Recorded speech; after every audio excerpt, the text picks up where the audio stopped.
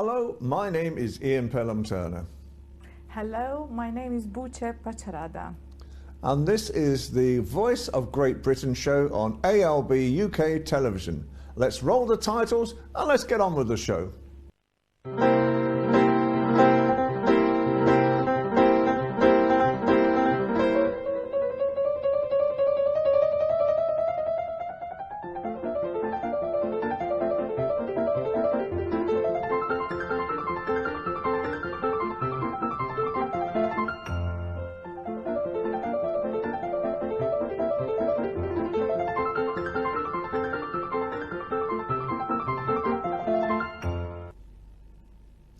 Well, it's a day of celebration in London today because it's the first major royal event that has happened since King Charles has been made king. And so today it's a day of royal celebration, and it's for a special cause. It's for Cyril Ramaphosa, the President of South Africa. And this is the first state visit that King Charles has actually been done as king.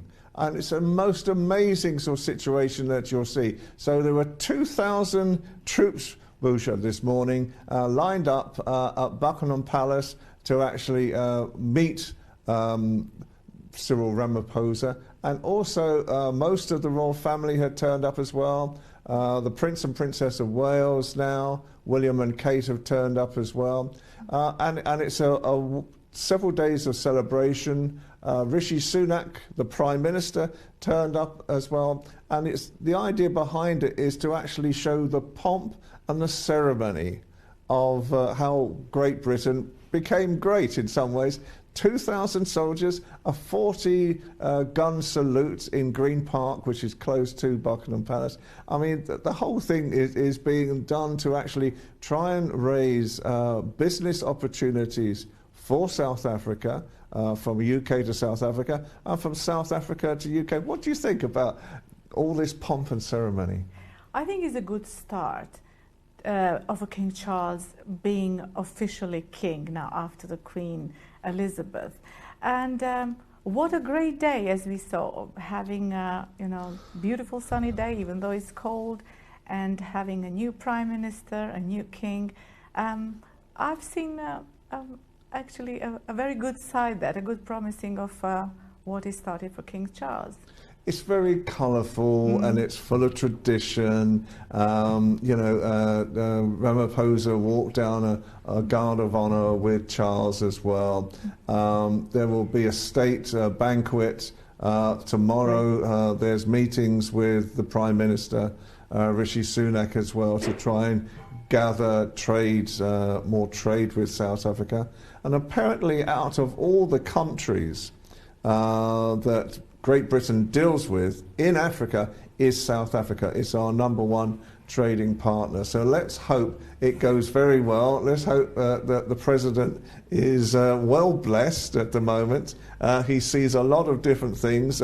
He sees a special room in the palace as well, where a lot of gifts from the past have been laid out, probably some from South Africa as well, when Queen Elizabeth was queen and was actually given presents from them as well. So it's a historic occasion. It's a wonderful occasion at the same time. What a great day to start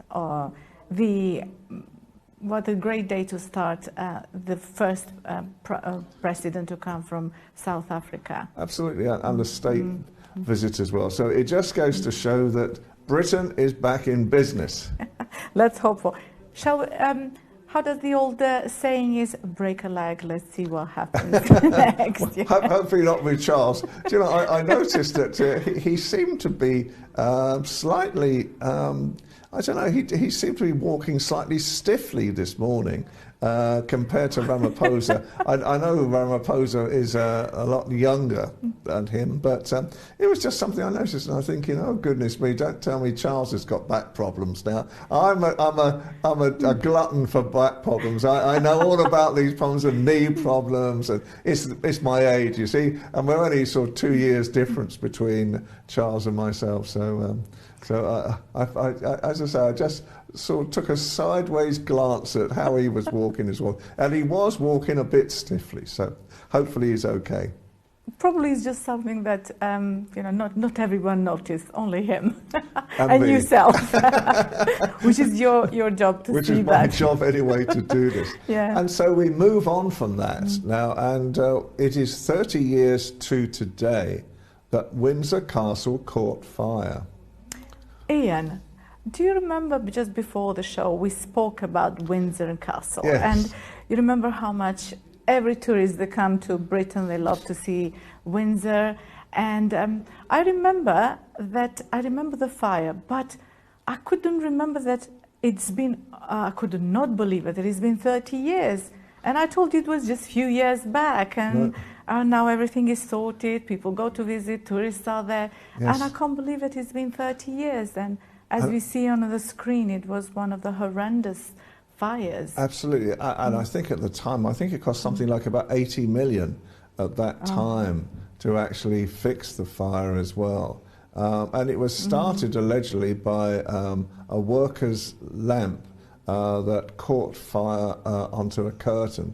And that was it. And because a lot of Windsor Castle is wood still, going back all that way, then it really took hold. And Prince Andrew at that time was at Windsor. And along with the Queen, he was organising all the rescue. And you can see paintings coming out, chairs coming out, everything that they could get out of the building that were artifacts and antiques.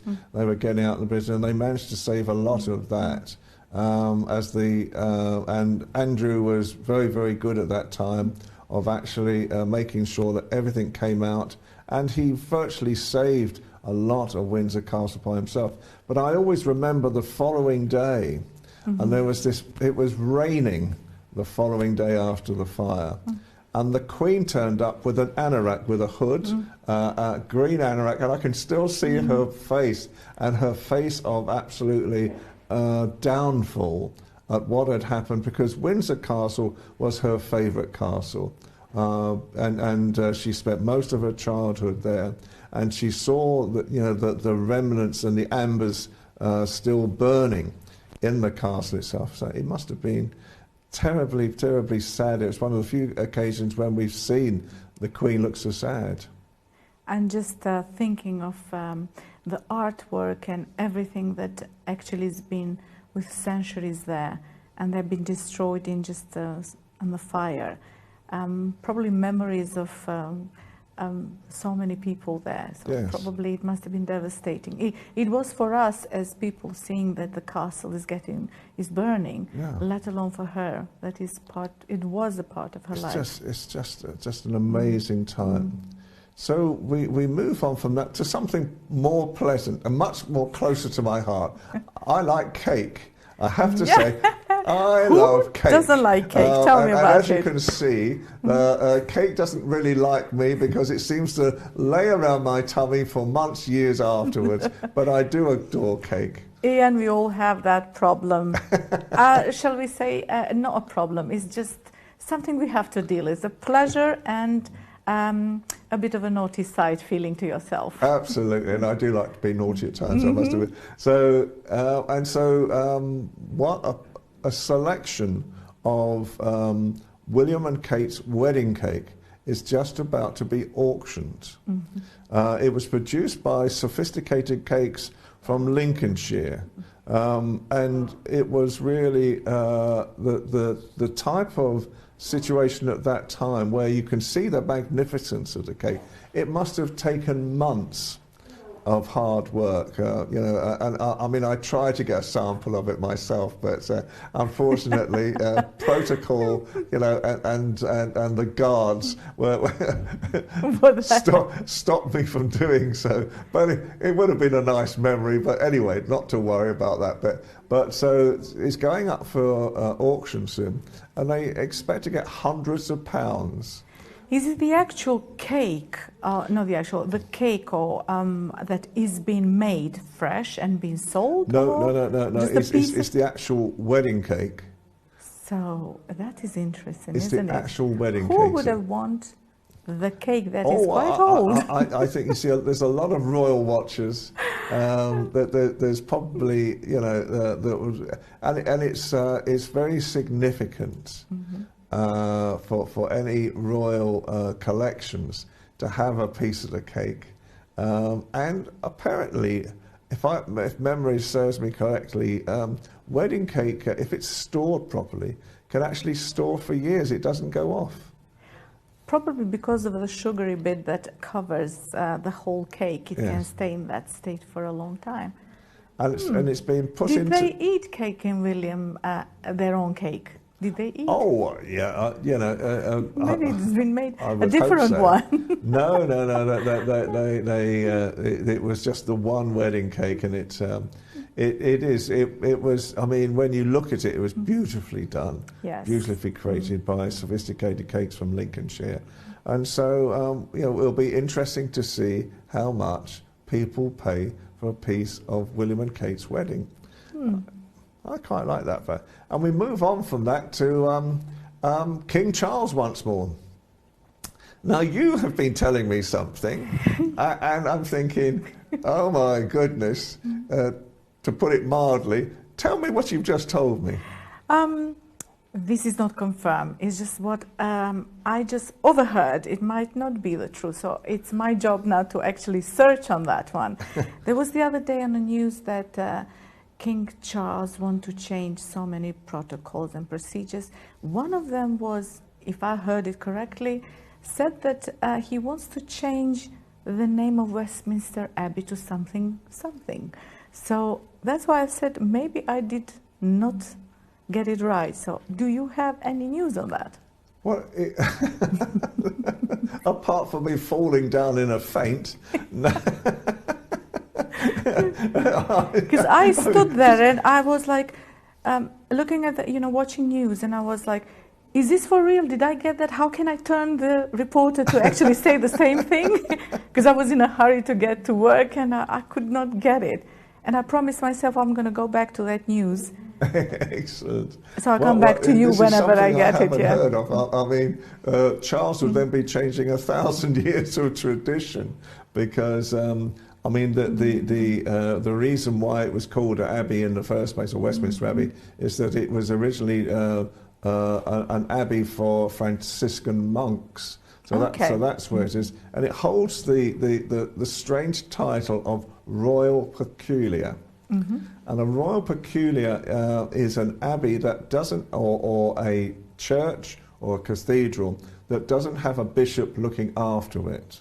It comes under the crown. And I think there are a few Royal Peculiars around the country, and Westminster Abbey is one of them. And I have to sort of say, pardon the pun, but I think this would be the most peculiar thing of the lot if he starts changing the name. Hopefully it's just you're going to hear from Buche that is a foreigner and I don't understand the values of that, but I'm trying my best. So it's going to be amazing if that happens. And really, we're just learning some more facts at the moment about the 6th of May next year, when the coronation is due to happen, and we're all looking forward to that, right?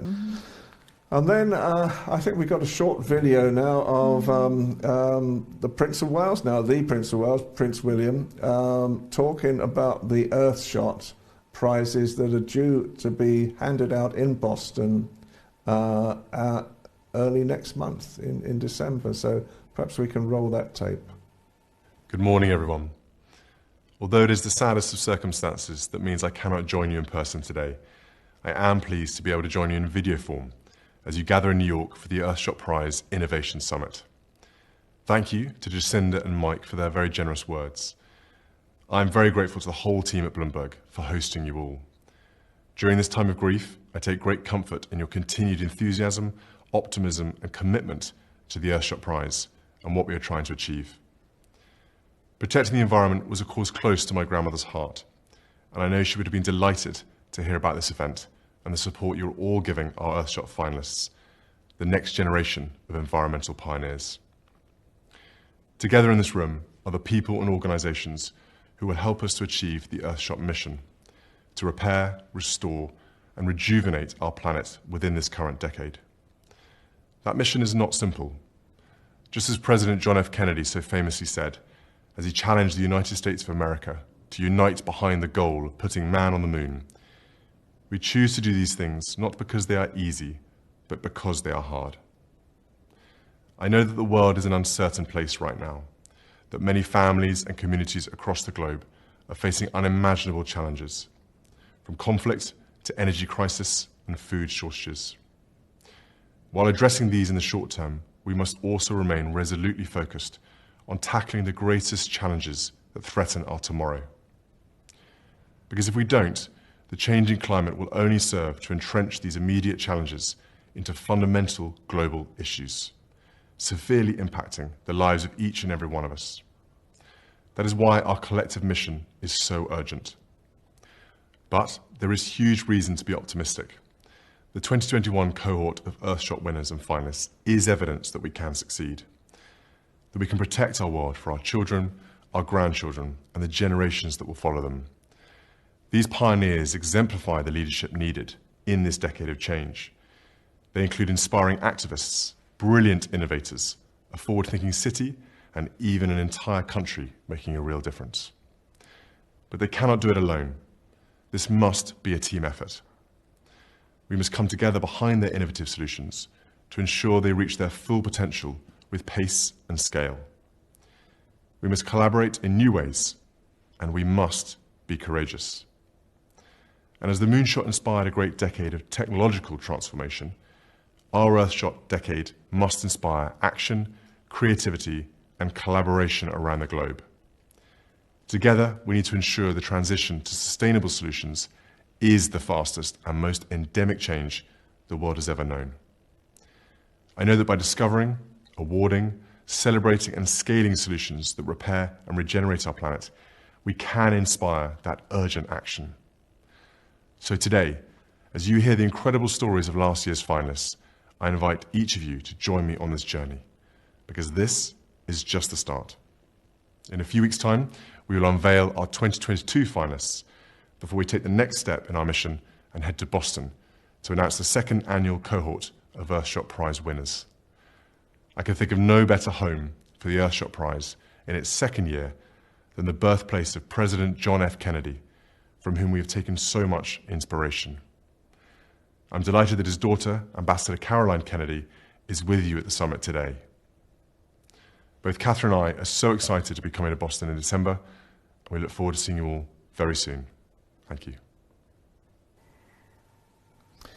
Very important messaging and the future of the planet as well with Earthshot. So I'm very much in agreement with Prince William as well. What do you think yourself? Absolutely. Considering if you look at the world at this moment, we see how much is important for us to be aware of having more greenery in the world, to be more transparent with technology and everything. It's really scary when you think that which world the children are growing up. That's right. Mm-hmm. And not to forget, this show as well is really being produced to support Albanians in Britain at the same time. The values of Albanians, the values that they bring to Britain that I can see in droves that happen all the time. So, Busha, has this really bad policies that have been put out by the Home Office, has it calmed down a bit? How are the Albanian community feeling this week? I think we have to move on. We most of the time get used to moving on. We have to work very hard, keeping up with what we have in Britain. Also, there is November festivities, which we do, is the celebration of a Flag Day of 110 years of Albanian independence. So we're looking forward to celebrate that day. There are so many events going on, so I am looking forward to meet other Albanians and see my fellow Albanians and see what are their thoughts, how much it has affected them. Obviously, it has gone a bit down, and we don't see any mention it at the time, but still there is lots of work to be done for that to be to be acceptable, I guess. Absolutely, I totally agree with you. And just to really talk a bit more about the values of Albania, because it got so many. Yeah. So I understand there are is it snow events in Albania? Yes. Tell me a little bit about it, and I think we're But going this is a brilliant period. As we spoke about summer times, we know in the summer Albania has perfect weather. We have beautiful mountains, and of course there is eagles, which are very famous. That's what we go for as our heritage. And winter time, now we got lots of snow, and there are so many resorts that people can go now and have skiing holidays. There are cabins, as we see on television at the moment. There is Valbon village, which is absolutely stunning views of the mountains, and there is the weather is fantastic, and you see the cabins and resorts. So many people have a traditional food. Everything is traditional. So for anybody that wants to go and visit and have a fantastic, very healthy, the local vegetables, local food, which is grown and bred locally, you could have everything organic. So everything is organic to eat and to drink and to taste different cultural food that we have there. As you see, I don't know, have you been to Valbon, or you just been to capital city? I haven't. I've been to Durrës is my favourite at the moment, I must admit. I mean, I like Tirana, but Durrës is I think holds something very special for me. But this looks magnificent. I mean, this could be the Swiss Alps or anywhere that are here as well. We just call them Albanian Alps. Yeah. Look at the beautiful cabins, beautiful. Now there is, infrastructure is starting to get better. As you see, the cabins out there, people can go with families, with themselves. So you have both worlds in one place. You have traditions, you have, you have artisans happening, everything modern, but it is in a very traditional way. Yeah. So it's fantastic. I can't wait this year to go and visit and have my skiing holiday with family. Well, Ian, I can't ski, so I'm just using it as a skiing holiday. I'm sure it's very cold, because snow by itself, it shows. Oh, goodness me. But I think as well, the value of tourism in Albania is wonderful. On the occasions, and I need to go back and visit more Albanian resorts, because I just thought they were fabulous themselves as well. And this looks like a scene from The Sound of Music. I mean, it's an amazing thing to look at. And I think, I always remember that I think it was the Condé Nast travel magazine called Albania the most understated tourism resort in Europe, because it's fabulous. And one of my friends has just come back from a holiday in Albania, and he said it was incredible. And you see that this is modern Albania. It is, as you see, driving around those roads, which now are very very easy to use, and seeing the nature beautiful that the God has created, I should say. And you see, we see just by looking at that, you can actually picture the sound of the water that comes out from. We see the weddings happening there. Yeah. Is that quite normal to have weddings like that, or that's just the photographs? It is somebody. People nowadays, they want to have very different style of a wedding. So that is a bit typical of a red dress for the bride, and a bit of a modern and the old tradition. So mixture of both. The colors are magnificent, as you see. The water, blue water, white, and mountains, and everything. I wish I was there now. No, it looks wonderful, and of course the it's always around about 30 degrees. I mean, people don't realise, you know, it's Mediterranean. Yeah, Albania is Mediterranean, and I mean, the people are wonderful. It's got to be, you know, I've travelled across the world. I used to be a travel journalist, and the expertise and the professionalism in the hotels, the quality. There were so many hidden gems there as well. And as I say, I want to go back to some of my favourites places. Now, I shall ask you about the language. Do you have you learned any words? Pa, yeah, we're starting. So there is a challenge for Helen that she's missing today. She's still sick, as we know. There's a bad flu going around. So Helen and Ian started with me to learn each week a new word. So probably by the end of next year, they're going to speak fluently and they're just going to say, Buce, leave. We want to hold this program in Albanian language. I would love to. And as you say, Helena, unfortunately, bless her heart, it's you know, she has really been unwell in the past couple of weeks. And she was, I was talking to her just before the show, and she was so disappointed because she loves this show. Yes. She loves, you know, and she felt so disappointed today. So get well soon. Yes, Helena, we need you. We need you to come and speak Albanian, Shqip. We're going to speak Shqip next time. Everybody says the Albanian language is got rhythm when we speak. We speak with hands, we are very loud.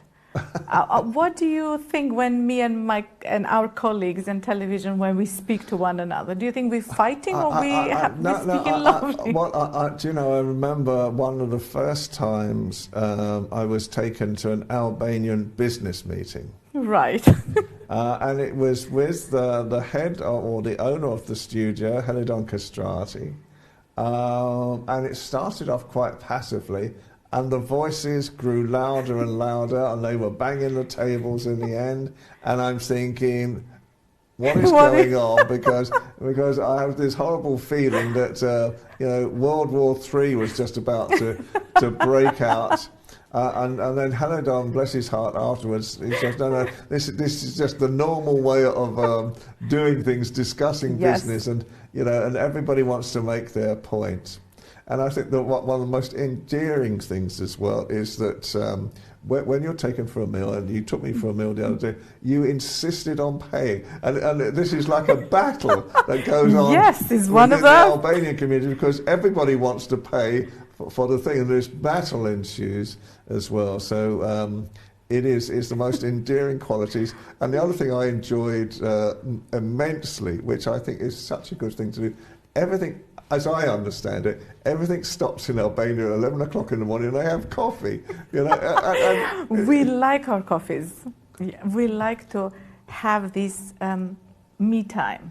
Yes. Have a coffee, let's talk about something else rather than business. Yeah, absolutely. And you know, I always remember with great fondness, I met the mayor of Tirana a couple of times, and the first time I met him, we were shooting on the roof of the municipal building, which was very well beautiful, done. And then he turned up in his Batman outfit, and I'm thinking, okay, you know, does he realise this is going to go out across the world?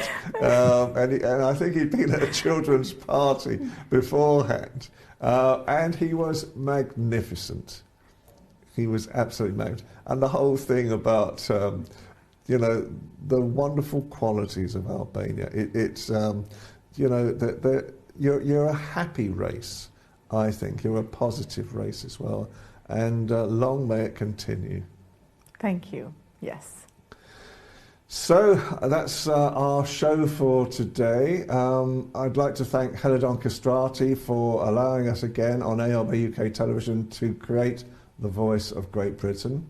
And Lissy, the studio manager as well, has been tremendous. My wonderful host here always keeps me happy. You know, keeps me smiling at the same time. And as I say, I hope Helena Shard, my other colleague, she'll get better again, I hope in the next week or two, and we'll be back on the show again, because we want to all demonstrate the greatness of Albania as well. So from me, Ian Pelham-Turner. And me, Buche Pacerada. Have a great week. We will see you in a fortnight, I think, this time round. But we will try to do shows regularly that promotes the values of Albania and the values of Britain as well. Next time that we meet up, we're going to have lots of things to talk about, all the celebration that's going to go out this weekend for the celebration of a Flag Day, Albanian Flag Day, and 110 years of independence of Albania. Excellent. Take care. Thank you so much, and we'll see you again soon. Bye for now. See you soon.